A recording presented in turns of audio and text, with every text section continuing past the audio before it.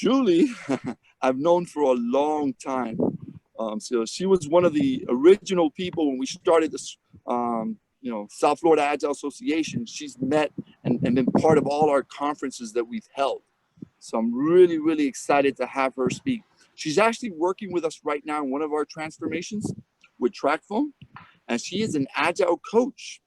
Now, one of the things that it's very, how do I say it, challenging is that you don't know how difficult it is to work in an environment where technology might be hindering your collaboration, right?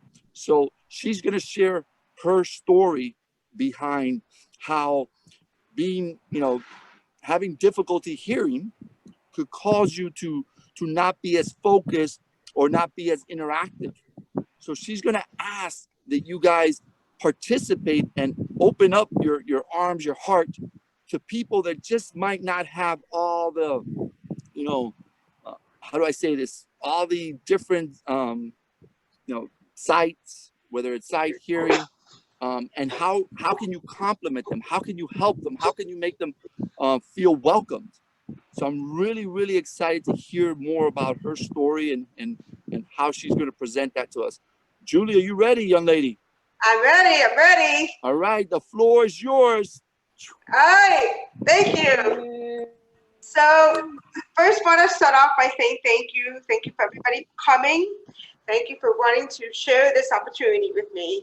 And then I also want to just tell you that the way I do these conversations is really just a conversation.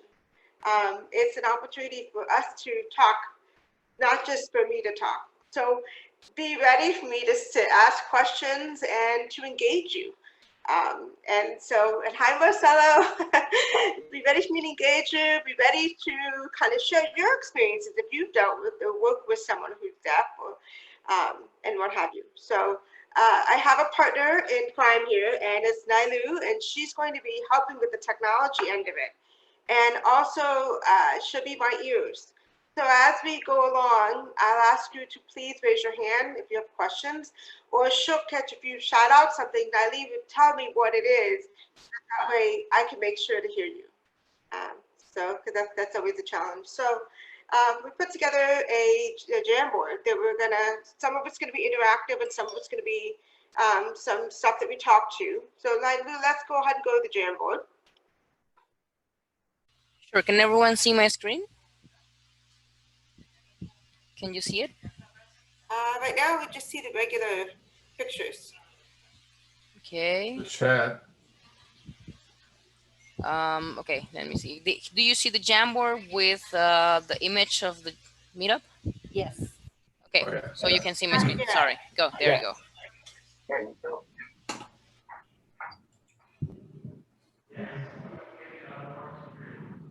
Okay, all right.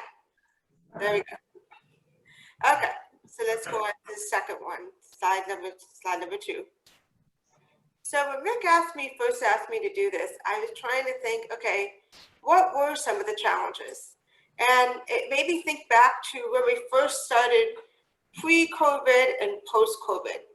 And I thought I'd share some of these with you guys, and in the hopes that if you interact with someone who's deaf or hearing impaired, that you kind of have some visibility of what that might be. And then I'm also going to share a video with you, something that I have facilitated, and there's going to be no volume, and you're going to have to figure out what's going on. So you're going to be in my shoes. So we're going to share empathy.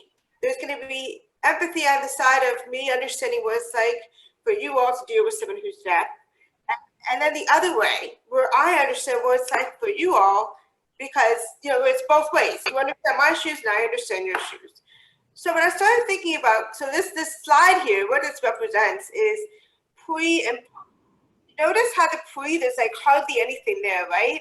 So the way I used to facilitate is I would tell people, we're in a living room, come close to me. Come close so that I could actually see you, so we can laugh together. And we can actually feel each other's pulse, so to speak. But then, and that worked great. And I did that for years. And I had great success with it. It allowed me to lip read. It allowed me to interact with people. It allowed me to see facial expressions, body language. It allowed me to see when somebody was engaged and when they really didn't care. And they were just checked out. And how to re-engage them. And how to ask questions that maybe I was missing the mark of what somebody was interested in. All those clues were all right there. So even seeing you guys, I could see your faces and I see you're curious. And so imagine if I couldn't see any of that. Now we go into COVID and it's a whole different world. I can't do the living room effect anymore.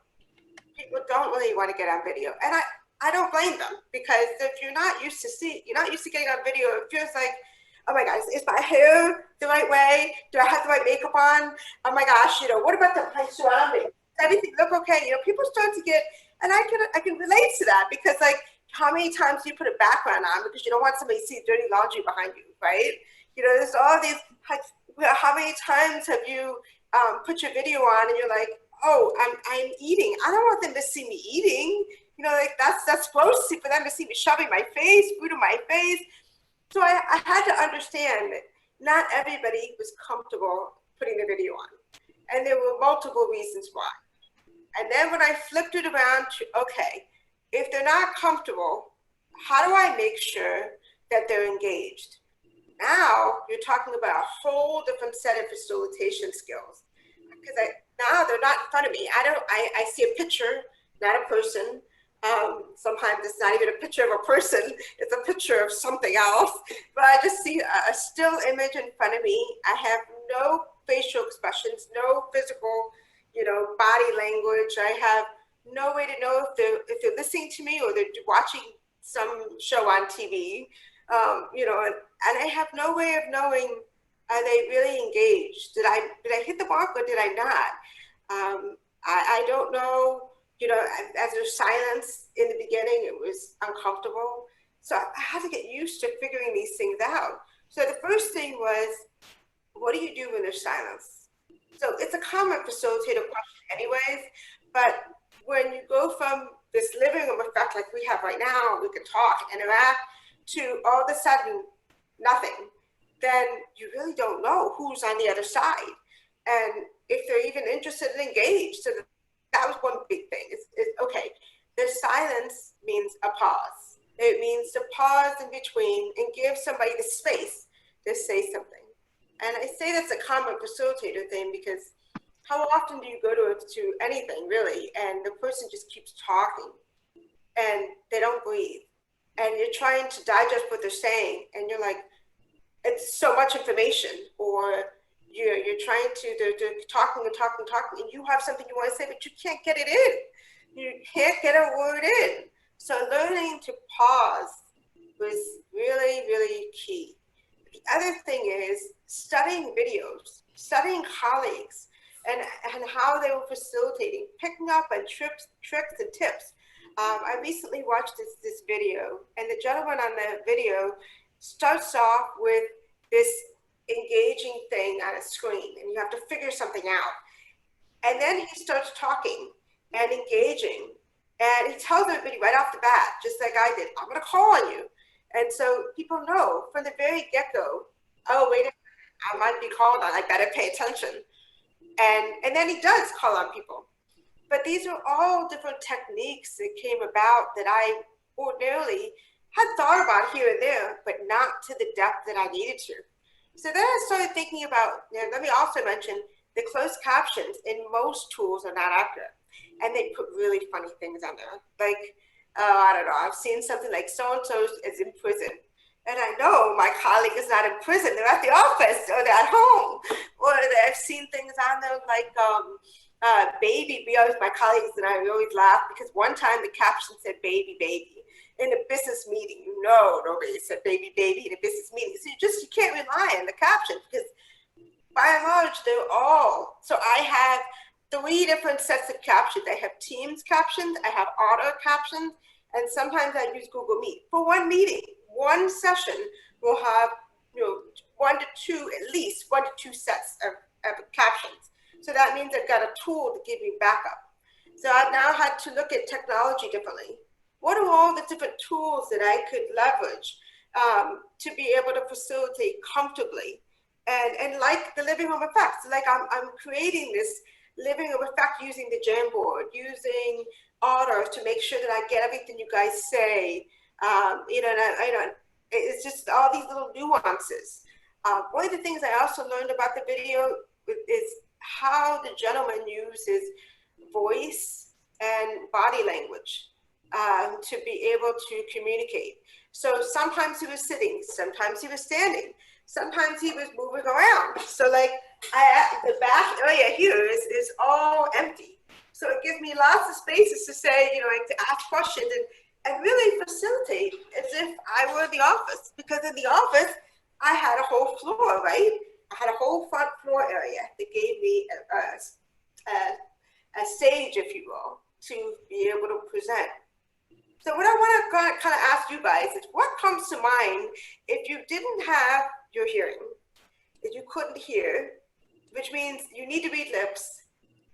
What types of things do you think you might put in place, or what might help you in making that transition? What are some things that you guys use at work maybe that could help with that?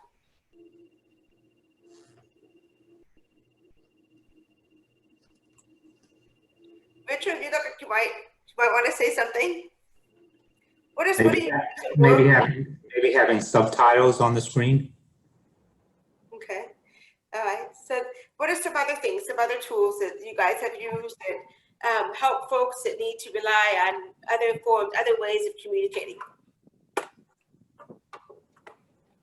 Body language? Yeah, interpreter. Definitely. You know, so I have this thing here, this iPad, and it has an interpreting app on it. And for long meetings, I'll engage an interpreter. What are some other things you guys have seen? So let me ask you this. When you are talking to someone who's hearing impaired, what do you think are some of the things that might be helpful? One of the things, sorry for interrupting, one of the things we've done is use standard images or symbols, like the Elmo image. Enough, let's move on. So if you have those, you can communicate. Use Elmo all the time. Love Elmo. And images, yes. Ways to be able to communicate. Yes, there you go. I love Elmo. I once had a team and I put a bunch of Elmos on a stick. And then what was really funny is when they got on a topic and they were done, is they all raised their Elmos, and it was hysterical. Absolutely hysterical. Love Elmo. So yeah, any kind of visual cues really help. You know, there's something to be said about talking slower. And so I once had somebody, recently I had somebody who was talking so fast that I had to say, okay, can you just pause, just breathe, and then start again. And so when you're interacting with someone on both sides, so I need to remember that other people could have something to interject. And so I've got to pause. But I also need to other people to remember to slow down and pause for a different reason. So that way I can get all the little nuances they want to say, that they want me to pick up, all the words that they, you know, I might ordinarily kind of lose. You know, one of the things I also realized is I had to take an introspective look at myself as a coach and say, what is it I really want to pass on? What is it I really, what are my top strengths? And what are my weaknesses? And the reason why I say that is, I'll be honest with you, technology is not one of my strengths. So when I'm facilitating, I really don't want to be thinking about technology. And I've tried several times, and the minute something goes wrong, it takes me down a hole. So I realized, okay, technology is just not one of those things that I need to be. I'm a good facilitator, so I need to focus on that. And I need to let somebody else be my buddy. So I've learned that, and actually, let's go to the next slide, because the next slide actually has some different things I wanted to share with you guys. So Nylene, let's go to our next slide. There you go. So, you know, in this journey, at first I would tell you it was very frustrating, because in the beginning I felt like it was all about me, my pains, my frustrations. But then at a certain point, I turned it around to started asking people all around me, what is it like dealing with me? What is it like dealing with a deaf person? particularly stubborn deaf person. But nonetheless, what is it like dealing with someone who's, like very, like has a real strong opinion on certain things, but yet I can't hear around me, a lot of things around me. And what is that like? Maybe I miss jokes because if someone's sarcastic, I don't hear the sarcasm. So I heard something the other day, and I thought that person was serious, and I ran with it. I had, there's a saying, you get a thought becomes a feeling, and a feeling becomes an action. It's a triangle. So if you realize, you see the thought, and then you have a choice whether it becomes a feeling, and definitely a choice whether it becomes an action. We don't all have to go rob a bank, right? So, I had a choice in that moment. But this journey has taught me that there's empathy on both sides. There's, how frustrating is it for other people when I don't understand their jokes? And they've always told their jokes, but then they got this girl who just doesn't get it, and then the flip side of it is feeling left out, and not being able to engage in the same way. So this kind of carries over to a lot of different things. But what I wrote here was some of the things my top things I learned is acknowledging my own strengths and weaknesses, particularly my weaknesses. Because if I don't acknowledge those weaknesses, they come through. They come through in different ways because I'm so busy trying to compensate for the weaknesses. I forget to strengthen the strengths. And so it's like you're working on everything. The reality is you can't work on everything, right? Like you have to prioritize your own personal backlog. What is your backlog really going to be made up of? And is there value in focusing on something that you just really fail at? Like you suck at it. So you're gonna keep trying to, if there's value in it, keep trying to get better at it. But if the value was real low, you kind of put that at the bottom of the backlog and put some other stuff on top. So, acknowledging and really recognizing strengths and weaknesses. And we teach, as coaches, we teach people to do that themselves. Is, what are your strengths? What are your weaknesses? And how can you apply that to working with your teams? So it's just something you do as an inventory. Focus on one thing at a time. So we teach this when we teach our kickoffs, because if you're focusing on all these different things, you're doing context switching, and how can you possibly be good at 10 different things at once? But when you're particularly facilitating, you need to focus on one thing at once, at one time, and then move to the next thing. Because that's, if you have 5 points that you got to get across, the recipient can only handle one. So that context switching idea applies to communication as well. And be patient. How often do you guys feel like, damn it, why did that happen? And you get so frustrated with yourself, and you feel like, I should have nailed that, but I didn't for whatever reason. I didn't nail it, but I should have been able to get that. But patience. I will tell you as a facilitator, the more patient I am and the kinder I am to myself, and the more self-love I give myself, the better I facilitate outward, the better I am at working with the folks I need to work with. And the more people get out of my time, because I'm not, like running around, everything's falling out of my suitcase. I'm focused on what it is. I'm patient. I'm not going into something with expectations that I'm going to climb Mount Everest. I'm just going to get to the first hill. That's it, the first one. And then when I get to the first one, I'll think about the next one. And then the next one. And truthfully, I run marathons and I do competitive cycling. And that's actually my mindset. I think of it 1 mile at a time. Or in the case of cycling, I think of it usually 5 to 10 miles, 5 miles at a time. 5 miles at a time. That thinking gives me patience. Some of the other things is, allowing time ahead of time, preparation time. So COVID meant I couldn't take everything for granted. So before I could walk into a room, I had to know the material, but I could walk into a room and I could comfortably facilitate, and I was ready to go. I didn't really need much preparation, especially since I'm working with the same people I've known for years.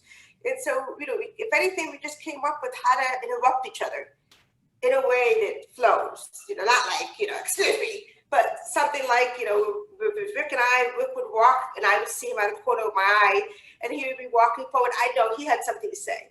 And so I needed to work those things out. But the level of preparation that I needed to do from, post-COVID was really high. It was really requiring me to think through end to end. And I think we all, like when we go through things, we think end to end about something. But when you have all these things that could go wrong potentially, and you aren't sure how it's going to unfold, you got to think through end to end and see what you can mitigate and what you can leverage. And so I have a class coming up 11/5, and I'm already thinking now. I've been, okay, what are the things I need to do to mitigate these surprises? I'm okay with things happening coming up, but like, for example, when Rick facilitates with this girl that this colleague that I have, they have this camaraderie, and it's really funny actually. It's funny to hear them and what have you, but that didn't happen overnight. And even though I've known this girl for a long time, and she and I are very, very good friends, that laughing camaraderie is not the same. It's not the same as a friendship. So now I'm thinking, okay, how do I envision that session? What do I need to do to prepare? Because the challenges are there. It's a little bit more than, let's say, the average person that just comes in, does, the remote facilitation thing. But it's good takeaway for anybody, really, is to think end to end and and we do this with running and cycling where we race. We think of what do we envision that race to be? What do we envision that long century ride to be? And we think of all the things, the nutrition and the hydration, how many times we need to hydrate, how many times we need to fuel. So why wouldn't I think of that when I'm facilitating a class? It's only going to make it better, right? It can't be worse, it can only be better. So then I started thinking about it from a different perspective. And I was like, okay, all right. So if I can relate that, if I can connect the dots, it helps. It really does. Some of the other things that being okay with silence. So I've talked quite a bit up until now. So now it's time for me to stop talking and to start to ask some questions, because what I learned about silence is that it gives people the opportunity to think about what they might want to say. It gives them a chance to be part of the conversation, so we can talk, and not for me to fill up the whole space. So now I'm going to kind of open it up to you guys, and then we have a little exercise after this that I thought we'd do if time permits. But what I want to hear from you is, when you go to facilitate something, what are some lessons learned that you felt from pre to post COVID? Who can kind of give me some insight on that? I'm all for ideas, new ideas, and we learn from each other.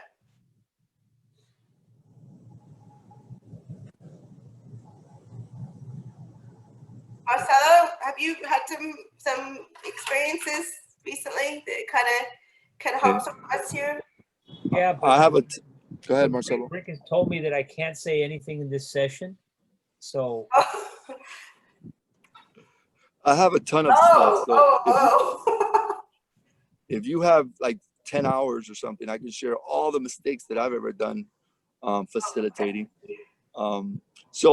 Julie, I just want to tell you some things about working with you.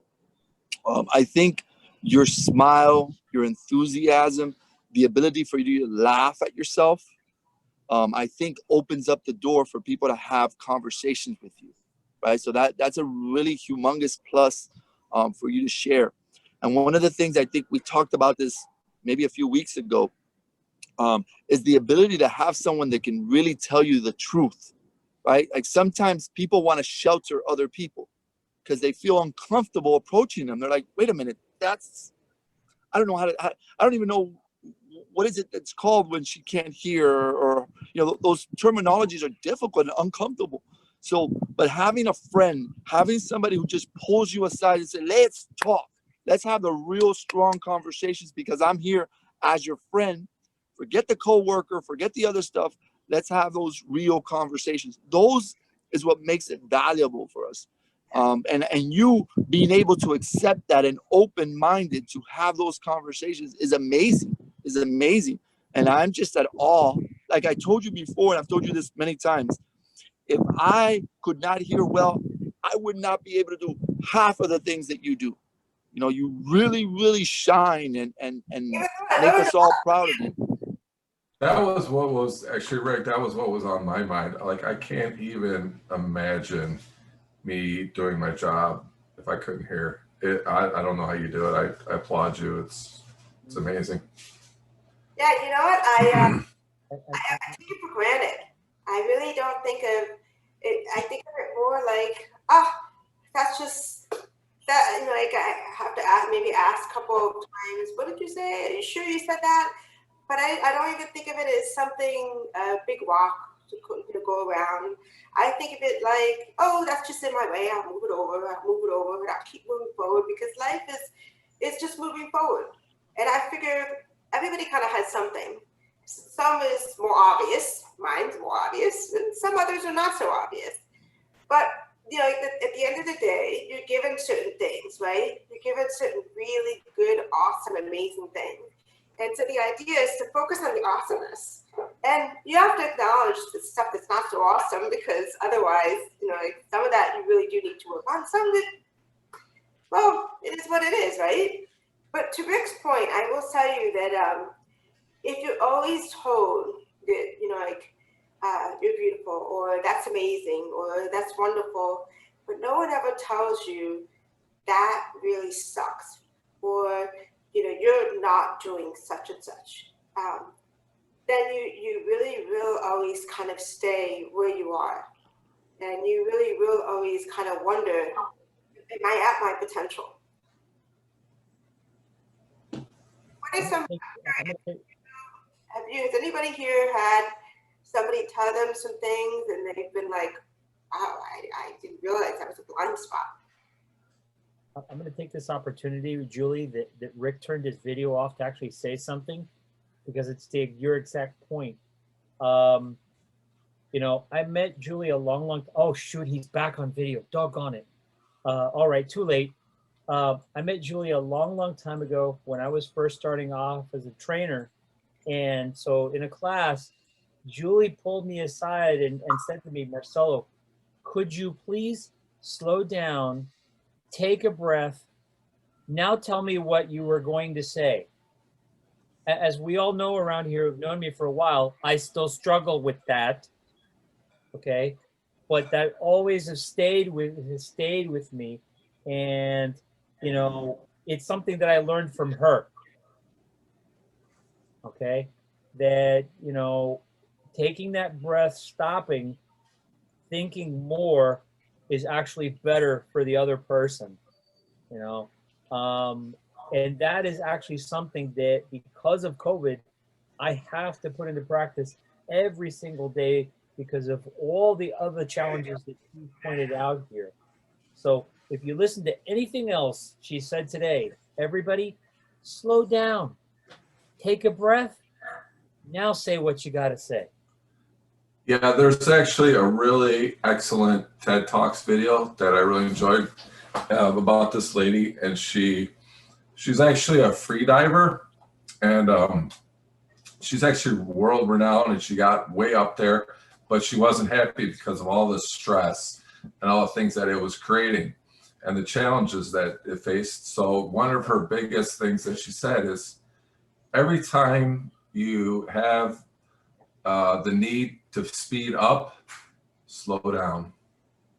Because when you're at that point, it's a point where you should, okay, take a step back and reflect and really, you know, cherish what you got.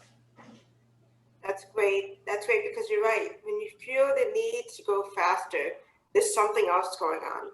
You feel like if you're presenting, you feel like you lost control, or you feel like someone else is, you've forgotten something.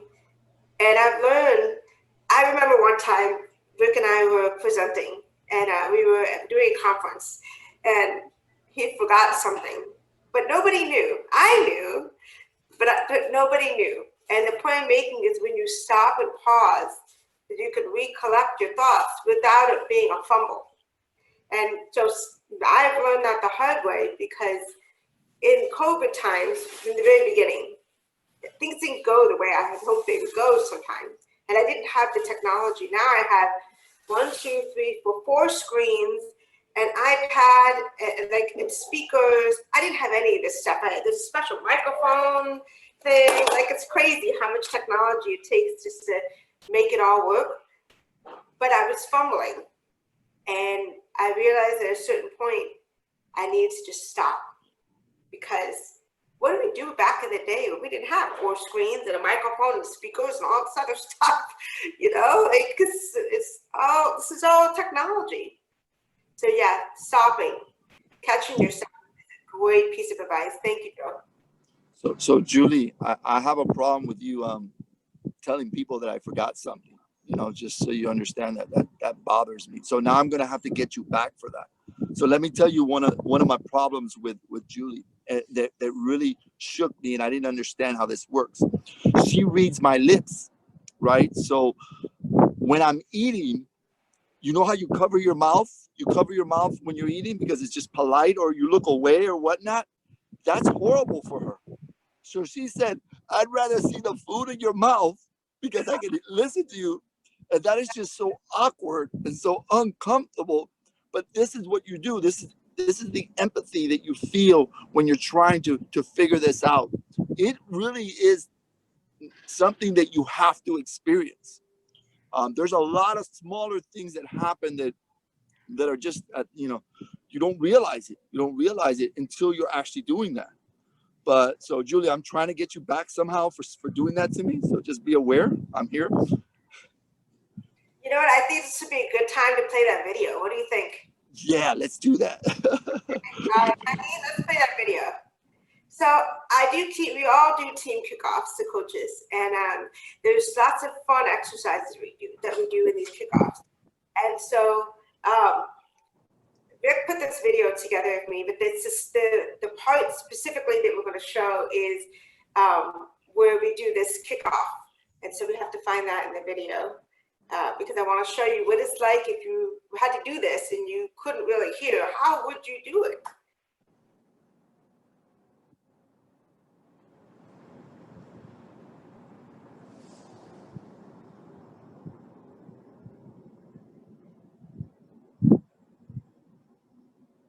So there's no volume for a reason. And you have to figure out what it is that we're trying to do.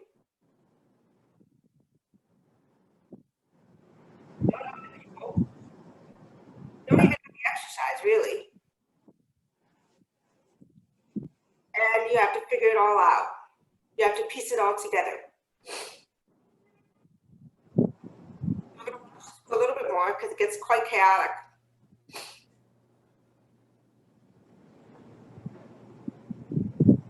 You can't hear, so you have no idea.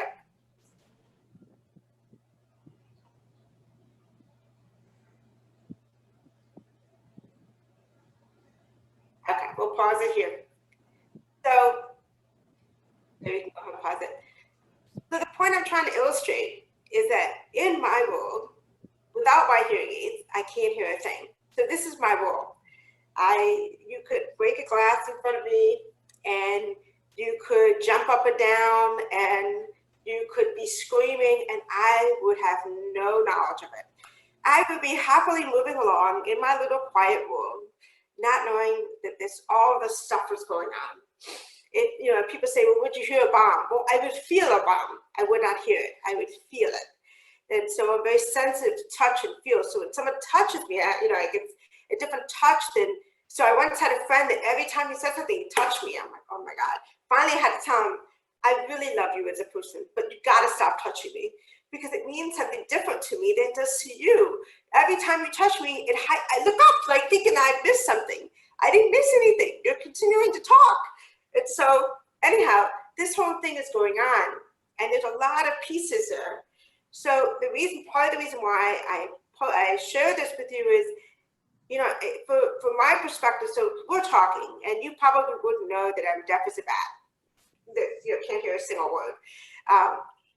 But there was a time when my hearing aid was broken. It's just randomly happened. I woke up one day, my hearing aid was broken, and I didn't have the technology, I didn't have the interpreting service set up, because people think of me as hearing. They forget that I'm really not. I'm very, very, very deaf. And so this was like, I'm trying to figure all this stuff out. And so now I have the hearing aids, and what people forget is that I still need to hear everything you say. So when you're talking to a deaf person, in a sentence, how are you today? I probably, if I don't get the how, and maybe the you, I'm guessing at what you're saying. I'm completely guessing. Sometimes I get it right, sometimes I don't, and it's really funny because I get something really far-fetched. But the point is, if you're talking to a deaf or hearing impaired person, try to make sure that you give them the first word of your sentence, because the first word plays into the rest of the sentence. And even though they look like they're hearing, making sure that you're looking at them, you're speaking slowly will help. And in return, you won't have this awkward conversation, right? Because it will feel fluid. You'll feel like there's give and take and give and take. So those are some things that can help. But yeah, this exercise is a ton of fun. It's really, what they're trying to do is optimize the delivery, even though it's kind of hard to see that.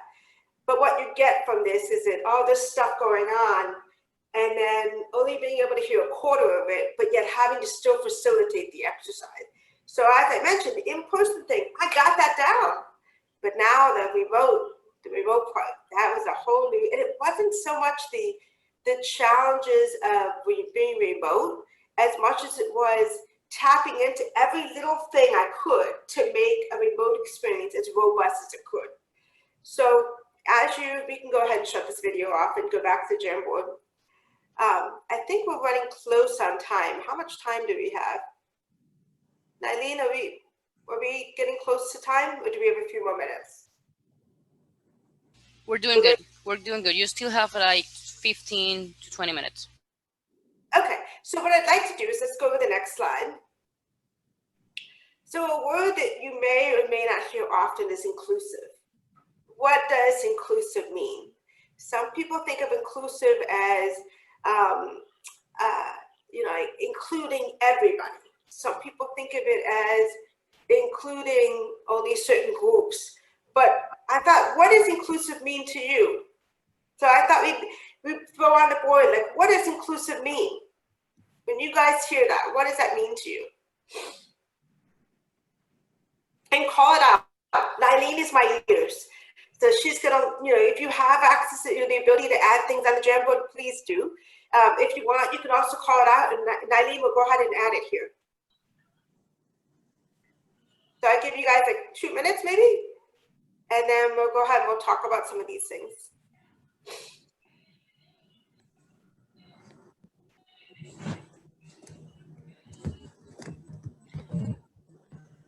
I'm not able to access this.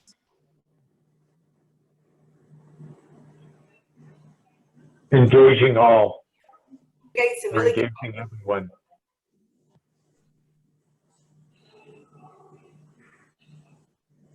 I like that, covering all badasses, all bases. I'm sorry, I like that.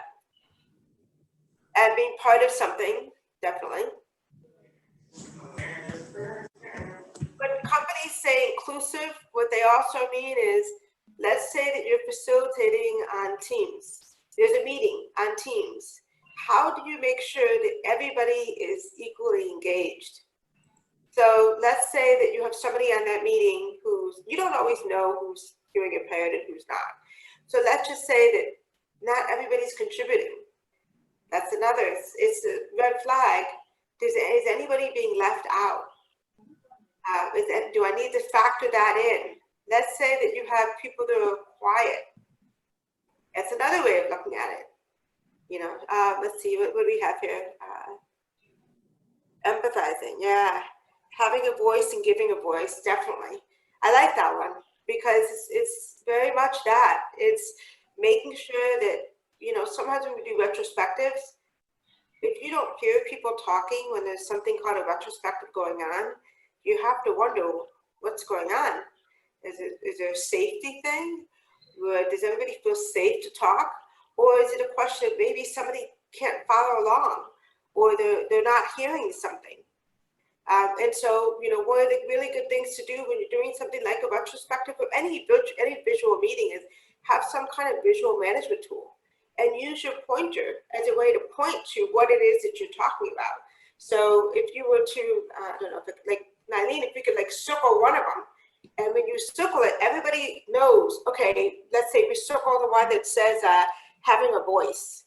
So I'm gonna circle that and show you where I'm going with this.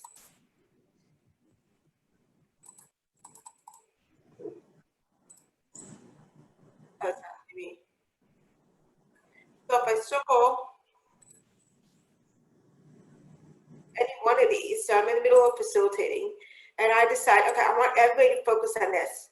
So now when I circle it, everybody who comes in the room knows, she's talking about that. And so that's a way to make sure that everybody's engaged, or to draw, okay, everybody, we're talking about this one here, draw an arrow. You know, so use these visual management tools as a way to include people where you can, because you just never know who's following. You know, sometimes people use the captions not just because they're deaf or hearing impaired, but because it's English as a second language. And maybe people are talking very fast and the captions are a way for them to follow along. And so, you know, using various visual management cues to, you know, kind of say, okay, everybody, we're talking about this particular one here. What's your thought? Oh, wow, we all see we're talking about that. So anytime you could do anything like that, it's super helpful. Even in Jamboard particularly, you know, we have, you know, a light, see? You know, you could do, okay, everybody, this is what we're talking about here. You know, there's different, all of these tools have different things that you can use. And that's one of my lessons learned, is to take advantage of whatever tools, whatever functionality the tools have. But let's read some of the stuff you have, because I think you guys put some really awesome stuff on here. Psychological safety, absolutely. Including, not excluding any of the parties or groups involved in something. How often have you gone somewhere and you felt not really included for no apparent reason? Well, that's part of being inclusive, is being included. It isn't just, the reason why I'm talking about this, I want that word to mean a lot of things to people. I want it to mean to have a broader meaning. So when you go to any meeting that you have, you say to yourself, is everybody included in this meeting? Is everybody engaged in this meeting? And if the person next to me isn't, how can I, as a team member, help get them engaged? Because, you know, the truth of the matter is some people are really shy, really quiet, and they're not that extroverted. And then some of us are extremely extroverted. Let's see what else. No exclusion, love it. Let's see what's here. Type, you ensure that everyone feels heard. Yes. Making sure everyone has a chance to participate. So this is one that I'm working on in my work environment, because we speak very fast and we don't necessarily honor the hand raising tool functionality, but it actually is a tool to be used. And so, you know, like being, you know, that's something that, you know, trying to make sure that everybody has a chance to say something. And some meetings they go to, it happens, and other meetings, not so much. But I'm aware of it, very aware of it. This isn't the Titanic. No one is entitled. Oh, God, yes. Making sure everyone has a chance to participate. Designated, set, even that when it's not thought of at the time. Yeah. I think I covered everything on here. No constraints. Yep. None. There is no constraints and there is no limit.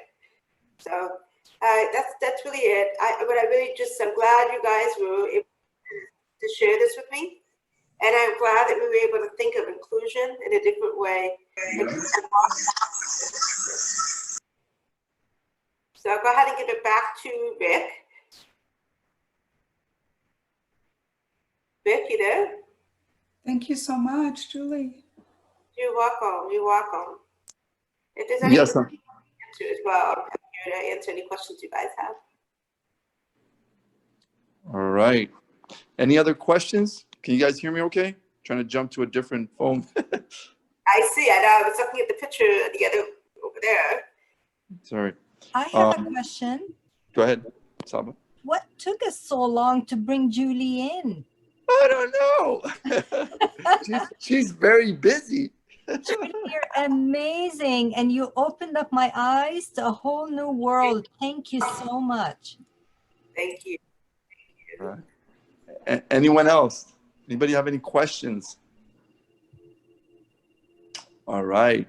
So, Wondering about, or curious about, an open book as far as anything you need to know about the deaf world, or how to interact with the deaf, or anything like that.